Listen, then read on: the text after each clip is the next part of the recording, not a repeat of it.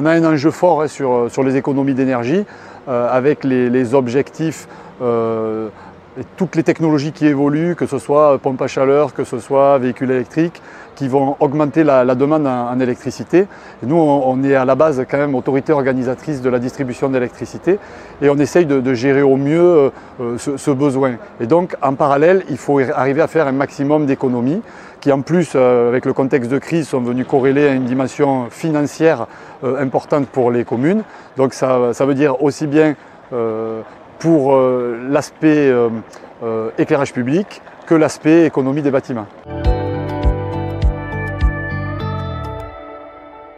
Les communes, elles veulent aller sur le sujet des économies au niveau des bâtiments, mais elles sont, je dirais, un petit peu démunies devant l'ampleur de comment j'attaque, par quel bout je m'y prends pour démarrer le sujet.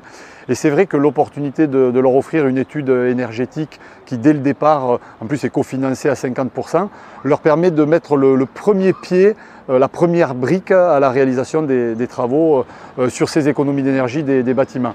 Et d'avoir un technicien économe de flux, ça permet d'avoir quelqu'un qui va au contact des communes et qui les aide à passer dans cette phase opérationnelle en jouant un rôle d'assistant à maîtrise d'ouvrage, d'un accompagnement des communes.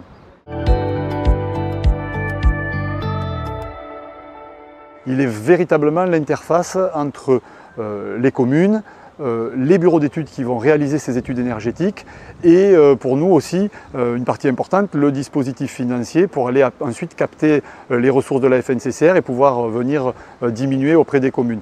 Donc il faut qu'il ait des compétences techniques qui puissent appréhender le sujet de comment fonctionnent tous les mécanismes énergétiques du bâtiment, aussi bien que ce soit le volet chauffage, le volet isolation, même le volet alimentation en électricité, parce qu'on fait assez vite des passerelles avec l'autoconsommation sur les énergies renouvelables.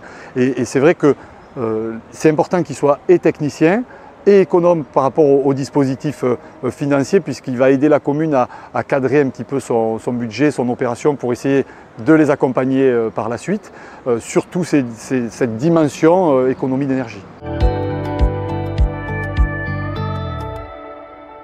On a pu déjà, sur nos 351 communes, en faire un audit plus de 80.